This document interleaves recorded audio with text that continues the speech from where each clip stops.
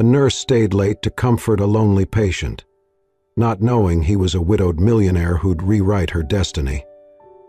Rain tapped steadily against the hospital windows, a soft rhythm that echoed the quiet ache in Claire's chest.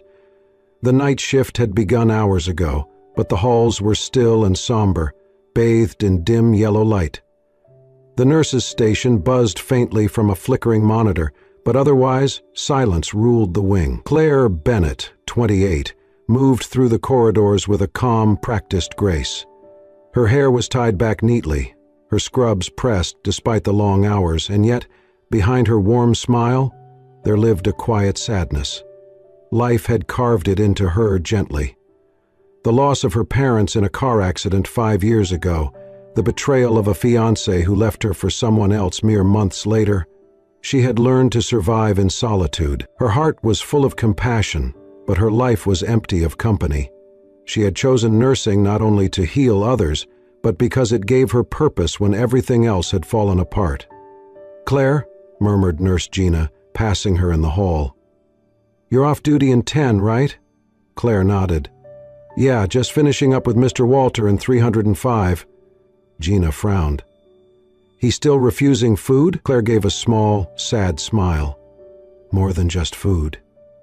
Room 305 was dim, the only light coming from the small lamp near the hospital bed.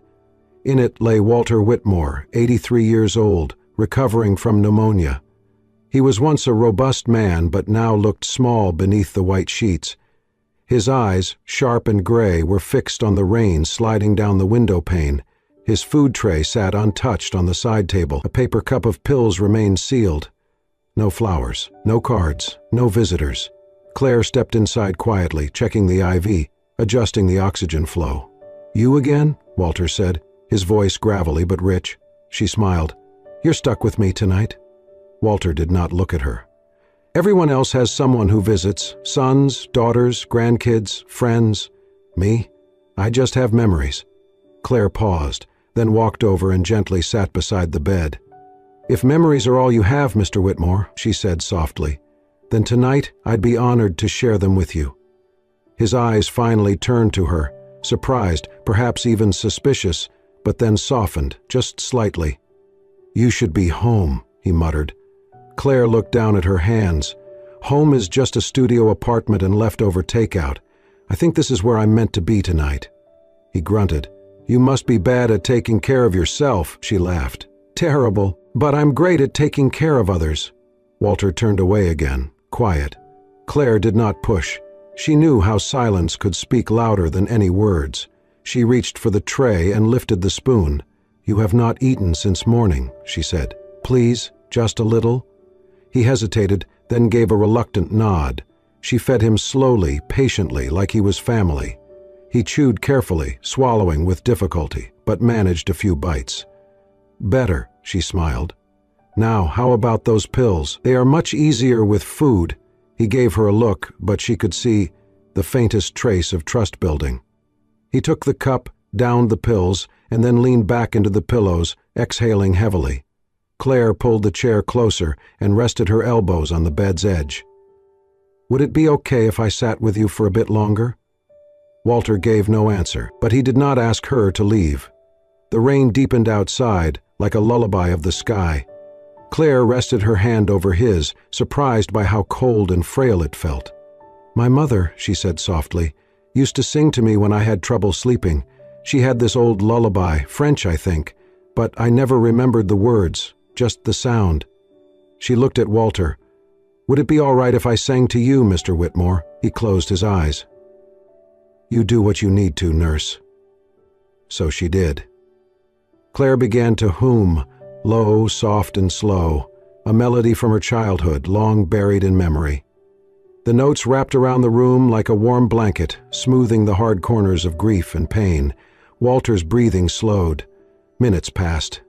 Claire stayed, not because the chart told her to, not because of policy, but because no one should sleep alone with only memories for company.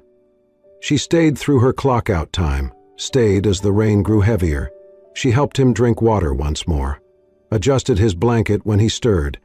When he coughed, she held a hand to his back, When he drifted to sleep, he mumbled something barely audible. "Margaret?" Claire did not ask. She just kept her hand on his, humming softly. By morning, when Nurse Gina peeked in, she found Claire still there, her head resting gently on the edge of the bed, stormy-eyed and tender-hearted as ever, and Walter, once cold, resistant, and alone, was sleeping peacefully. Because someone had stayed. Because someone had whispered to the loneliness and soothed it, not with medicine, but with simple human kindness. Claire's apartment was as quiet as the hospital night shifts she had come to know so intimately. A single window framed the city skyline, blurred by morning fog. The furniture was minimal, functional, not decorative. A coffee table stacked with medical journals, a modest bookshelf filled with paperbacks she rarely had time to read, and a framed photo of a woman with warm eyes and auburn hair resting on the mantel. Her mother. The woman who had shaped Claire's soul more than anyone else ever could. Claire had not grown up with much, just her mother and a small house at the edge of town. But what they lacked in money, they made up for in love. Her mother had worked 2 jobs to keep them afloat and never once complained. She made birthdays magical with homemade cakes and sang lullabies in a language Claire never fully learned. Cancer took her mother slowly. Claire was only 19 when she watched the light in those familiar eyes begin to dim, day by painful day. The hospital was sterile, the walls too white, the machines too loud. Doctors came and went, cold and efficient. But one night, when Claire had gone out to the vending machine, a nurse stayed behind. An older woman, with silver-streaked hair and kind eyes. When Claire returned, she saw her mother smiling faintly, her hand held gently by that nurse who was whispering to her like an old friend. Her mother passed away 2 days later, but in Claire's mind, that moment never left. It was not a doctor who brought her mother peace. It was a nurse. That memory lit a fire in her. Claire pivoted from a general biology track to nursing school without hesitation. She wanted to be that calm in the storm for someone else. She did not choose the profession for accolades or salary. She chose it because she understood the power of presence, the dignity of compassion, the sanctity of showing up when no one else would. In the years that followed, she poured herself into her work with unyielding dedication. Her shifts were long, her legs always tired, but she never cut corners. She remembered names, favorite songs, how each patient took their tea or which ones liked their pillows fluffed twice. She volunteered for extra hours, not out of ambition, but because she knew the pain of needing someone and having no one. She was praised often by supervisors, adored by elderly patients, and respected by her peers. But when the scrabs came off and the lights dimmed at home, loneliness settled like dust on her skin. Her love life had unraveled not long after her mother's death. At 24, she had been engaged to Thomas, a pediatric resident she met during her clinical rotations. Handsome, charismatic, and seemingly devoted, he had offered her the illusion of healing, but when she caught him cheating, with a surgical intern no less, she was shattered. He had accused her of being too much in love with the job. Claire never gave him the satisfaction of tears in person, but she cried for weeks afterward, quietly, alone, where no one could witness the unraveling of someone who was always the strong one. Since then, she had chosen solitude. Love felt too fragile, too conditional. But nursing was constant, predictable in its unpredictability, demanding yes, but never deceitful. There were protocols, procedures, outcomes, some tragic, some miraculous, but always rooted in a kind of brutal honesty that Claire found strangely comforting. Each morning she donned her name badge and walked into rooms filled with vulnerability and pain, and she brought with her a gentleness forged by personal loss. She was not just doing her job. She was offering pieces of her heart, quietly, unceremoniously, and often unnoticed. Some nurses grew desensitized. Claire never could. She wept silently after every young death, wrote condolence letters when no one else would, and sat with patients long after their families had stopped coming. Her kindness was never performative. It was instinctual. Because she knew what it meant to be left behind. She saw it in the hollow eyes of elderly patients like Mr. Walter, the ones no one visited, the ones whose charts carried the words, "No known family." She saw it in the quiet panic of cancer patients hearing the word incurable. And she saw it in herself every time she looked in the mirror. Yet despite it all, she chose to stay. Each day she walked into that hospital not with bitterness, but with resolve. Her mother's photo sat inside her locker, taped to the door. It was the last thing she looked at before stepping into a new shift, and the silent promise she made every time was the same: I will be who you needed. I will be who you were. The hospital hallway was quiet, except for the distant hum of machinery and the occasional squeak of rubber soles on linoleum. Andrew Whitmore adjusted the cuff of his tailored shirt as he stepped out of the elevator, his jaw set, eyes unreadable. He had not planned to come. In truth, he had not seen his father in nearly 6 months, not since their last argument over a family trust fund. Or maybe it was something older than that. The fights always blurred together now, like layers of dust on a photograph neither wanted to clean. But when the hospital called to report his father's admission for pneumonia, guilt tugged just hard enough. Andrew had not come out of affection. He came out of duty.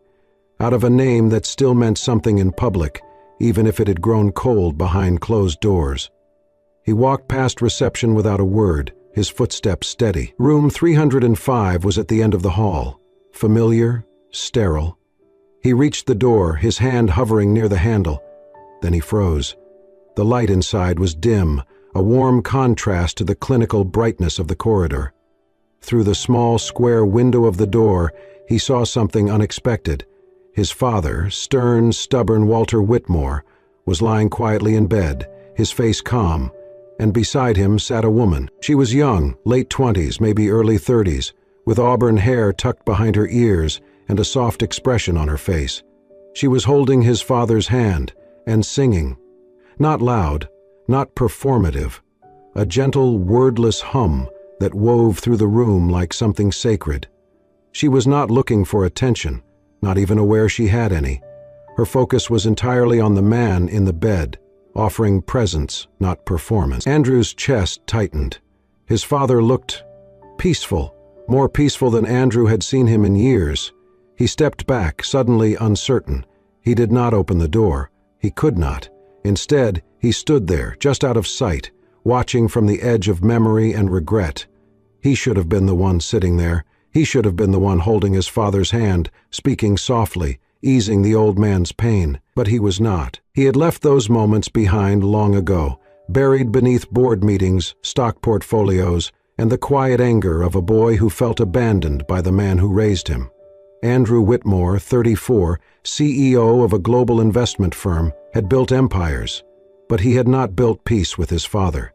And now, this stranger, this nurse, was doing something he could not remember how to do.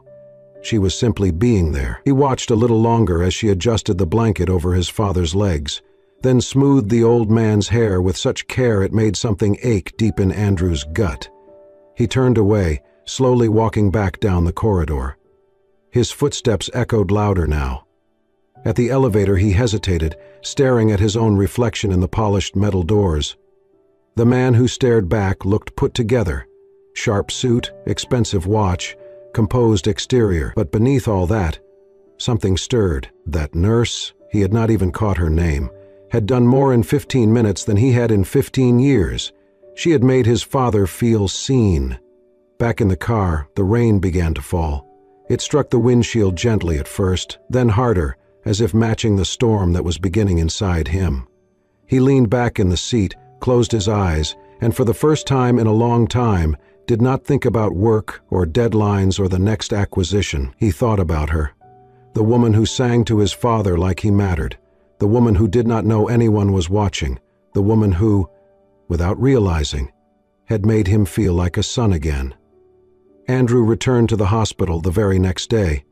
He told himself it was to check on his father's condition, to speak with the attending physician about progress and medication. That was the reasonable thing to do, logical, expected. But even as he sat stiffly by his father's bedside for a few minutes, asking perfunctory questions, he found himself glancing down the hallway, toward the nurse's station, toward her. She moved with quiet confidence, checking charts, adjusting pillows, always grounded, always grounded. When she passed by the room, she nodded at him politely, the way she would to any visitor. She did not recognize him. Not yet. That anonymity gave Andrew room to simply observe. Over the following days, he began coming more often, sometimes in the morning, sometimes late at night, always alone. He stayed longer, speaking a little more with his father, who still barely talked but seemed somehow calmer than before. And Andrew watched. He noticed how Claire touched people, not just physically but emotionally. She knelt when talking to patients too weak to lift their heads. She remembered names. She brought an old man in room 399 a newspaper every Thursday because he used to work in publishing. She sang, softly, absent-mindedly, while adjusting bed sheets. She made the place feel human. Their first real conversation came near the vending machine, over 2 cups of awful hospital coffee. She offered a small— "You're visiting Mr. Whitmore, right? I've seen you around." Andrew hesitated. "Yes, I am. Is he your friend?" There was a pause. He could have said yes, could have lied, but something in her eyes made honesty feel like the only option.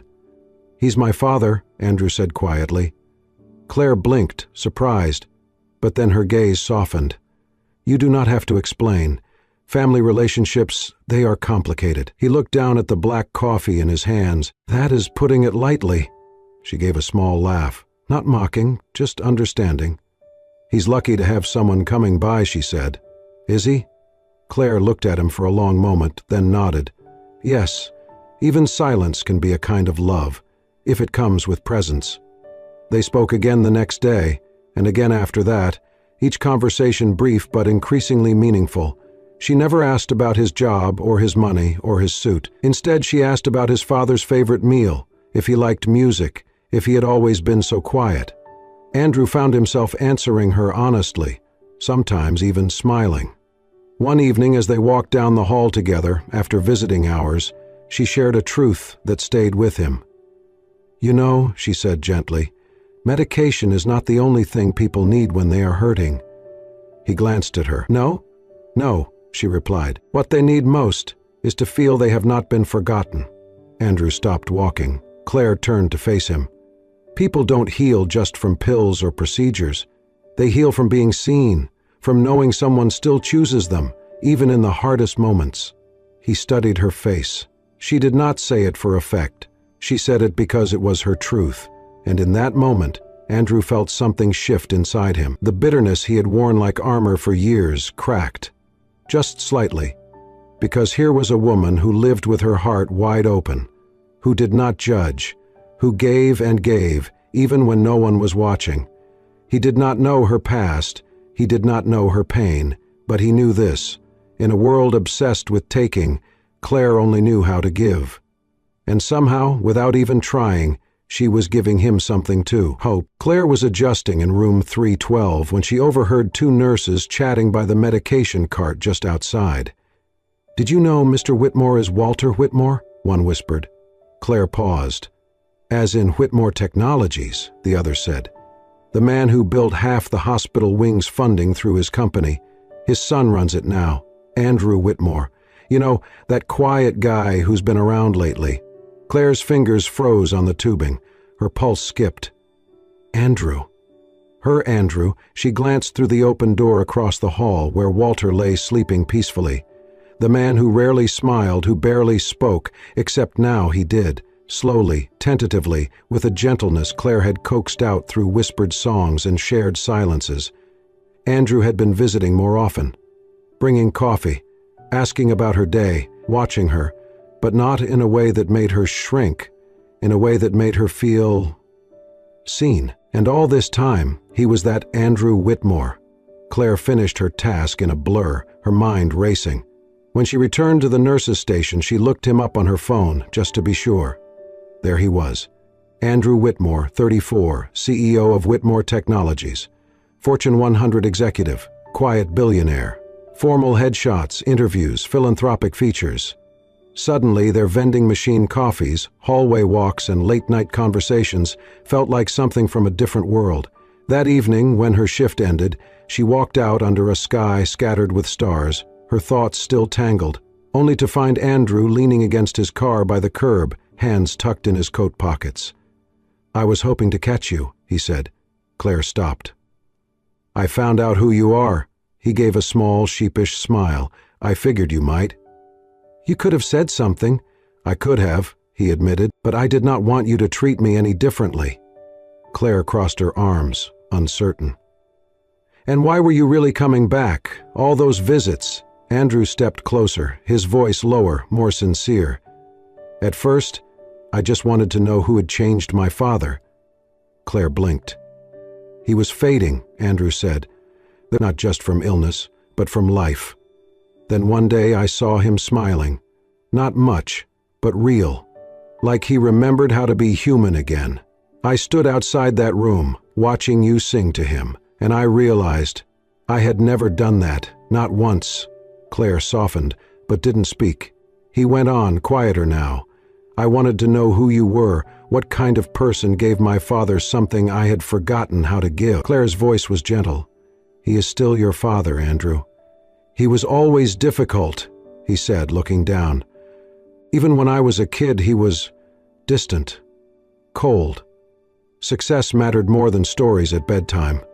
When my mother died, he shut down. And I think I did too, in my own way. I left home, built a company, made money, but the space between us just grew." He looked up again, his eyes meeting hers. "And then you, without even trying, closed that distance. Not with grand gestures, just by being you." Claire felt the ache of understanding between them. "You still could have told me who you were." "I was afraid it would change things," he said. "But I want to be honest now. That's why I'm here. And to ask if you'd let me take you to dinner." Claire hesitated, her instincts telling her to retreat. This world, this life, it was too different. But his voice was steady, his eyes open. "It's just dinner," he said softly. "No expectations, just a chance to talk. Outside these walls." She nodded slowly. "Okay, dinner." They went to a small bistro tucked into a quiet corner of the city, nowhere flashy, intimate enough that they could talk without being seen. They sat by a window, candlelight flickering between them, soft jazz playing in the background. Over plates of roasted chicken and glasses of wine, Andrew opened up more than she had expected. He spoke of boarding schools, a mother who read poetry aloud while Walter worked late, and the silence that replaced laughter after her funeral. He told Claire about how he had buried his grief in numbers, achievements, the rush of building an empire that never quite filled the void. And then he looked at her. "You know," he said, voice low, "people like me, we're trained to calculate risk, predict outcomes. But nothing about you fits any equation I've ever understood." Claire tilted her head gently. "You move through pain like someone who has known it intimately, but you do not let it harden you. You show up, day after day, and offer kindness with no price tag. You reminded my father what it means to feel safe again, and me."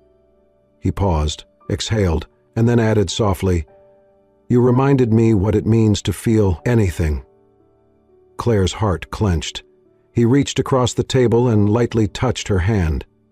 "You do not know what you've done to me, Claire Bennett, but you've made me believe, maybe, just maybe, it's not too late to start again." Candlelight danced between them. Outside, rain tapped softly on the window, but neither of them noticed. Inside, something tender was blooming. Something both fragile and extraordinary. The hospital wing was quiet that night, wrapped in the soft stillness that only came after midnight. Most of the lights had been dimmed, and the only sound came from the faint beeping of monitors and the rhythmic click of a nurse's shoes down the corridor. Andrew had not planned to stop by so late. His meetings had run long, the rain had started again, and something about the night pulled at him, an invisible thread guiding him back to room 305. When he arrived, he found the door slightly ajar. He raised his hand to knock but paused at the sound of a voice. Claire's.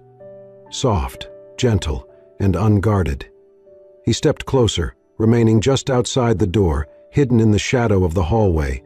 Inside, Claire sat by Walter's bedside, her hand resting over the older man. "I don't mean to speak out of place," she said quietly, "but I've seen the way your eyes change when he walks into the room."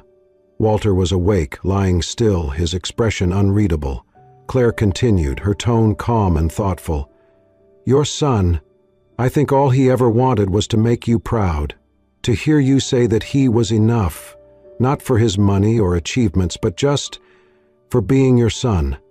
Walter blinked, his lips pressed tight. Claire gave him a small, bittersweet smile. "We all carry wounds, Mr. Whitmore.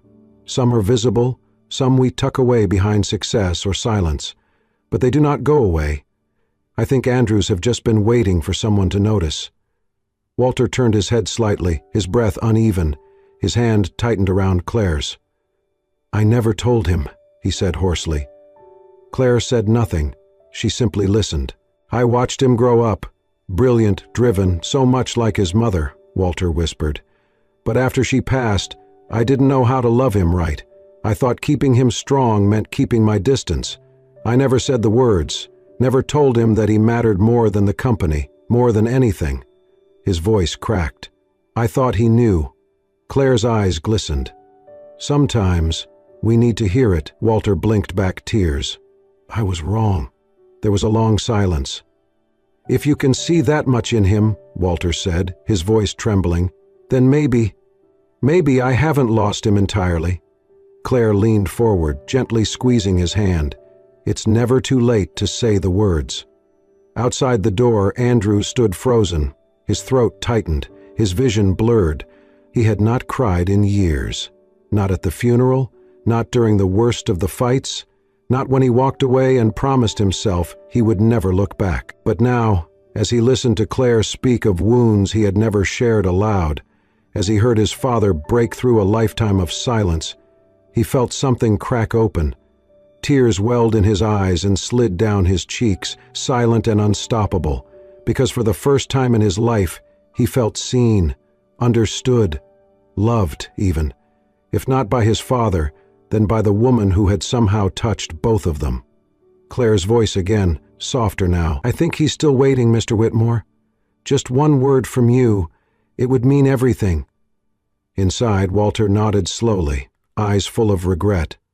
Outside, Andrew wiped his face with the sleeve of his coat, breath unsteady, heart wide open. And in the hush of that hospital corridor, a son found the words he had needed his whole life, not in the voice of his father, but in the quiet grace of the woman who saw them both. The chapel was small and quiet, just as Walter Whitmore had requested in his final days. No grand ceremony, no speeches, only a scattering of white lilies, a few chairs filled by long-retired business partners and hospital staff, and the soft hum of a hymn playing through old speakers. Claire stood in the back, dressed in simple black, hands clasped tightly in front of her. She had been there at the end, when Walter's breathing grew shallow and his eyes no longer focused. She had held his hand, whispered soft things, and hummed the lullaby he once pretended not to care about. She had been the one to close his eyes when the monitor went still. He had died in peace. And she had stayed until the room was dark and quiet. Now, as the casket was lowered, Claire blinked back tears that had long dried up in the past few days. She did not cry the way others did. Her grief was quiet, folded neatly in the corners of her heart. She mourned not only the man, but the journey, the quiet redemption between a father and son, the moments of honesty he had finally allowed himself. After the service, while others exchanged polite condolences and filtered away, Claire remained. She stood beneath the large oak tree near the edge of the cemetery, the cold wind catching strands of her hair. She had already made her decision. She would transfer hospitals. She had submitted the request that morning. It felt like the right thing to do. Boundaries mattered. She had crossed them, emotionally, professionally, and now that Walter was gone, her presence might only complicate things, especially for Andrew. She was reaching for closure, until she heard footsteps behind her. She turned to find him there. Andrew, hands in his coat pockets, eyes red-rimmed but steady. He stood in front of her, silent for a moment. Then, with a voice that trembled ever so slightly, he asked, Is it true? You're leaving? Claire nodded. I filed the request this morning. Why? She looked away, her voice quiet. Because I stayed too long, felt too much. I blurred the lines. I was there at the end, Andrew, and I do not know where the nurse ends and the woman begins anymore. He stepped closer, eyes never leaving hers. If you go, he said, you will take with you the only part of my father that ever made sense to me. Claire frowned, her breath catching. You'll take the warmth, Andrew said. The music, the patience, the truth he was too scared to say but showed every time he looked at you. Her voice broke. Andrew? He reached out, his hand brushing hers. He left me money, property, a company, but you're the only thing he gave me that I never expected. Claire shook her head. I'm scared. Of what? She looked up at him, eyes shining. Not of loving the wrong person anymore. That used to be my fear. He waited. I'm scared of losing the right one, she whispered. His hand closed gently around hers. You're not losing anything, he said. You're finding it. The wind rustled the leaves above them.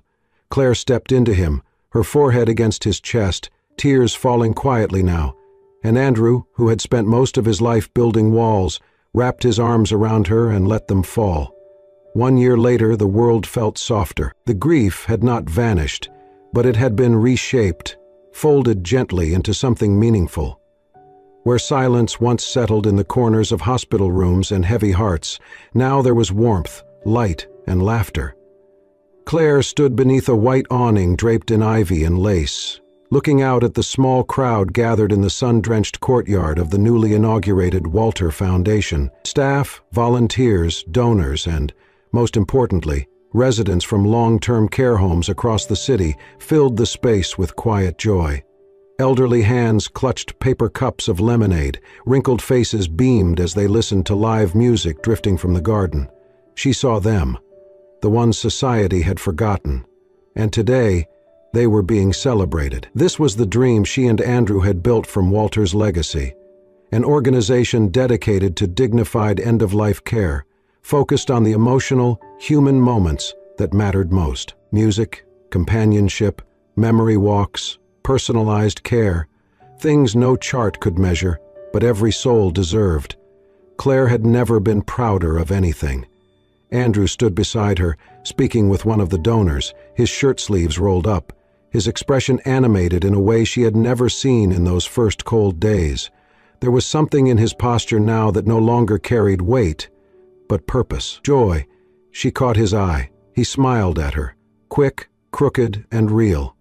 Later, as the event wound down and the last guests sipped tea beneath the magnolia trees, Andrew walked up behind her and touched her elbow. "Come with me," he said gently. She followed him through the cobblestone path winding behind the main building, past rose bushes and benches, until they reached a small, hidden garden shaded by olive trees. It had been Walter's favorite spot when he was well enough to sit outside. A simple place, one stone bench, one winding vine, and silence that always felt peaceful. The bench looked freshly cleaned. Claire tilted her head. "I haven't been back here in months." "I know," Andrew said. He gestured for her to sit. When she did, he reached under the bench and pulled out a small wooden box, worn and smooth with age. He held it for a moment, then placed it in her lap. Claire glanced at him, then slowly opened the lid. Inside was a velvet ring box and a folded, yellowed sheet of paper. Her breath caught. She unfolded the note carefully. The handwriting was shaky, but unmistakably Walter's. "If my son loves this girl, then it means he has learned how to be a man again. It means he has learned how to be kind, to forgive, to feel. I could not teach him those things the way she did, but if he found her and he chooses her, then I know I did not fail entirely. Give her this ring, not as a promise from me, but as a blessing." Claire's eyes filled, her fingers trembling slightly as she folded the letter back. When she looked up, Andrew was kneeling before her. He opened the velvet box. Inside was a ring, simple, elegant, with a single stone that shimmered like moonlight. "I do not know where life is supposed to begin again," he said softly, his voice trembling. "I do not know the right steps or the perfect timing." He swallowed. "But I know this. If I can begin again with you, then I am willing to learn everything all over." Claire blinked, her heart in her throat. He continued, his eyes never leaving hers. "You taught me how to feel, how to listen, how to live. You loved my father when I could not. You loved me when I was still learning how." Tears slipped down Claire's cheeks. "Will you marry me, Claire Bennett?" he asked. For a moment, the wind paused. The garden held its breath. Then she nodded, tears falling freely now. "Yes," she whispered. "Yes, 1,000 times yes." He stood and she wrapped her arms around him, pressing her face into his shoulder, laughter and tears blending like sunlight after rain. Behind them, a few elderly guests had wandered into the garden. They clapped softly, some wiping their eyes, others smiling knowingly. Because they, more than anyone, understood what it meant to find love when you thought all the chances were gone. Stormy, now older but still proud, trotted into the scene with a wagging tail, circling their legs like a silent witness to the entire story. And in that quiet corner of the world beneath the trees and beside the ghosts of memory, a new chapter began. Where grief had once grown, love had taken root, and in the garden where Walter had once sat alone, his son and the woman who healed them both stood hand in hand, together, and never lonely again. Sometimes, healing does not come through grand gestures, but through quiet presence. A song in the dark, a hand held without being asked, a heart that dares to stay. Claire and Andrew's story is a reminder that even after loss, even after silence, love can find its way back. If we're brave enough to listen, to forgive, and to begin again. If this story touched your heart, we invite you to be part of our growing community. Please like, share, and subscribe to Soul-Stirring Stories, where every tale is crafted to heal, to inspire, and to remind us that it's never too late for love, hope, or second chances. We'll see you in the next story.